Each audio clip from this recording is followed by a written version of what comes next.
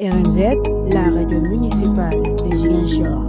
Ici, c'est chez vous. Chers internautes de la radio municipale de Ziguinchor, nous sommes aujourd'hui à l'hôtel Nema Kadior où nous sommes avec Aïssa Henriette Ndiaye, première capitaine de l'équipe féminine du Sénégal. Merci pour l'invitation et l'interview. C'est pourquoi cette décision m'est venue après beaucoup d'analyses par rapport à la difficulté du football féminin, par rapport aux championnats, les matchs internationaux, et aussi par rapport aux résultats et aux manquements qui se poursuivent chaque année durant 3 ans. Et je me suis dit qu'il me faut quelque chose, c'est quoi? Venir me présenter pour être dans l'administration de ce football féminin, essayer de gérer les manquements administratifs et venir essayer de gérer aussi les manquements techniques ou tactiques. Quand on parle de l'aspect technique, c'est au niveau des équipes nationales, au niveau des formations des cadres, des clubs et au niveau des formations aussi des joueuses. Parce qu'aujourd'hui, on ne va pas dire qu'on a des joueuses qui vont jouer juste au football et qui se limitent au football. Nous, on va voir des joueuses qui vont porter un rôle de leadership par rapport à leurs attitudes et à leur comportement et à leur dévouement dans leur métier qui s'appelle le football féminin. Donc, quel est le poste visé par Aïssa Henriette Ndiaye comme candidate? Je vais me postuler comme candidate de commission football féminin. Cette candidature, ça va me donner l'aspect à présidente de tous les clubs féminins du Sénégal au niveau de la fédération. Et je vais être un porteur de projet. Et je vais être le représentant dans ce comité qui s'appelle le comité exécutif de la Fédération sénégalaise de football. Il y aura des manquements et moi je serai le porteur de leur message. Je serai une présidente qui va être en communion avec tous les clubs, avec toutes les joueuses, avec toutes les difficultés du football féminin pour essayer de gérer ça à l'amiable et au bon jour. Quelles sont vos ambitions? Bon, mes ambitions, c'est venir changer les horaires. Quand je parle des horaires, on a vu aujourd'hui c'est des filles qui jouent des jours ouvrables les mercredis et les mardis. Tout récemment, on a vu des filles qui jouaient au foot le jour où ils avaient des compositions au niveau des différents établissements du Sénégal. Et là, c'est une catastrophe. Parce que moi, je dis que c'est des dirigeants qui devraient prendre en compte cet aspect. Ça veut dire, nous, on va voir des filles qui vont faire la scolarité et la vie sociale, qui s'appelle métier.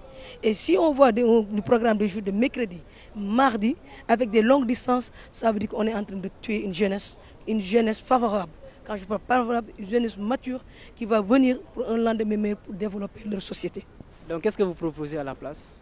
Ce que je propose, c'est éliminer les jours de match en jour ouvrable, le temps que les gens vont à l'école et le temps qu'eux, ils doivent être au niveau des cuisines ou bien faire des aspects domestiques dans leur famille et laisser ces enfants gagner leurs aspects culturels en matière de respect et de valeur et de dignité.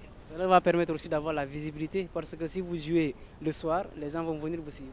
Effectivement, si vous le voyez, moi je vais dire qu'on va jouer que les samedis et les dimanches pour permettre à ces filles-là d'avoir plus de visibilité. Et les gens qui ne se connaissent pas au football féminin auront l'occasion de découvrir qu'est-ce que c'est le football féminin, quel est l'impact du football féminin dans le sport du football. Parce qu'aujourd'hui, les gens se disent que ce n'est pas possible de voir des filles qui jouent au football. Il y en a d'autres qui l'acceptent, mais il y en a d'autres jusqu'à présent, ils n'arrivent pas à comprendre cela. Et c'est à nous, en tant que dirigeants, d'essayer de raménager ce calendrier et donner cette pragmatique au club. Et aussi de faire 2 poules. Quand on parle de 2 poules, c'est de casser cette distance qui est entre Dakar et Ziguinchor, Kédougou à Dakar ou Thiès. Il faut casser cette distance, donner un temps de récupération, un temps d'organisation, professionnalisme à ces clubs. Il faut des moyens quand même pour appuyer le football féminin. Que compte faire Aïssa Henriette Ndiaye? Ce que moi je compte faire, je vais dire le moyen de technique. Quand on parle de technique, c'est d'abord doter tous les clubs du matériel didactique, les soulager un peu. Parce qu'aujourd'hui, je vois des filles pendant leur mi-temps, pendant leur mi-temps des séances d'entraînement, c'est des filles qui utilisent un seul pot pour tout le monde. Nous, on va lutter pour ça.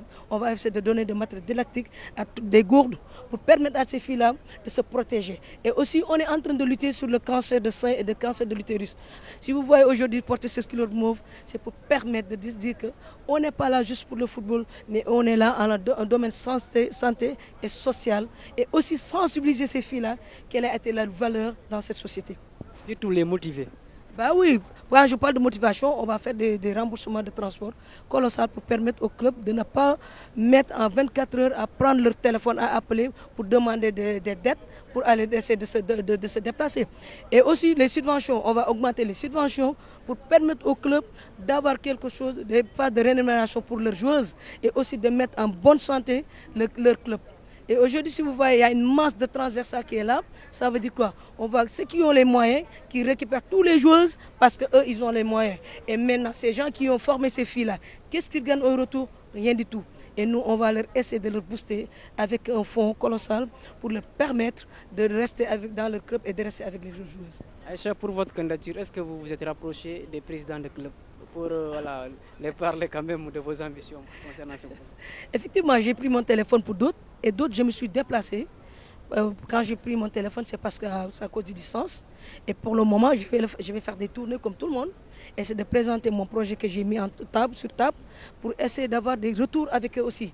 Parce qu'il est nécessaire aussi d'avoir des idéologies. Mais les idéologies, ça appartient à ceux qui l'ont vécu. Et moi, je vais aller sur le terrain pour permettre à ces gens-là de savoir ce que j'en ai envie de faire avec eux et ce qu'ils attendent envers moi. Et ça fait partie de mes idéologies. Maintenant, les gens que je me suis déplacé, c'est des gens qui vivent à Ousoui, ou Sédhiou, Kolda et consorts. Pourquoi je vais me déplacer? Parce que je veux être mature sur leurs problématiques, sur leurs questions de difficultés. On a vu aujourd'hui le football féminin, il y en a d'autres qui payent, d'autres qui ne payent pas. Et ça, c'est un manquement pour une seule associative qui s'appelle le football féminin. Qu'est-ce que nous, on peut faire pour mettre tout le monde au même pied d'égalité et de ne pas favoriser d'autres? Et nous, on est dans ce système pour essayer de mettre tout le monde au même pied d'égalité en cherchant les bonnes méthodes, les meilleures méthodes de ne pas vexer d'autres et de ne pas contempler d'autres. Moi, Aïcha, je vais venir être au milieu, être l'équilibre de tout le monde, être le poids et l'objet et mettre tout le monde dans un bon chemin. De l'espoir, Yana? Bah oui. Il faut y attendre parce qu'avec Aïcha, ça ne sera pas juste la fédération, mais ça sera juste avec des ambassades, avec des partenaires avec qui je travaille pour booster le football féminin. Aïcha, votre dernier mot? Mon dernier mot, c'est de demander à tout le monde qui me suit et qui me regarde, qui comprend et qui croit à ce projet, de voter pour moi, surtout au président du club, pour leur demander que je ne suis pas là pour le poste, mais je suis là pour eux et pour régler leurs problèmes psychologiques. Quand on parle de politique psychologique, il y a des présidents de club qui ne dorment pas quand ils ont match et parce qu'ils ont des difficultés pour organiser leur match.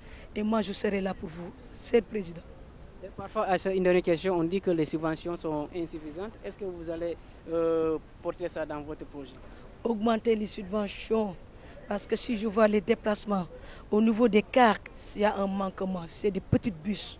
Je ne sabote pas, mais c'est des petites bus qui la joueuse ou bien l'athlète a besoin d'être confortable avant d'arriver là où doit faire cette compétition. Et moi, je promets à ces présidents-là, tel ne sera plus le cas. Attendez-moi avec beaucoup d'objectifs, avec beaucoup de patience et on va aller ensemble. Vous, les présidents de club, je vous attends sur ça. Merci. Merci à vous, chers internautes. C'était là Aïcha Ariane Ndiaye. RMZ, la radio municipale de Ziguinchor. Ici, c'est chez vous.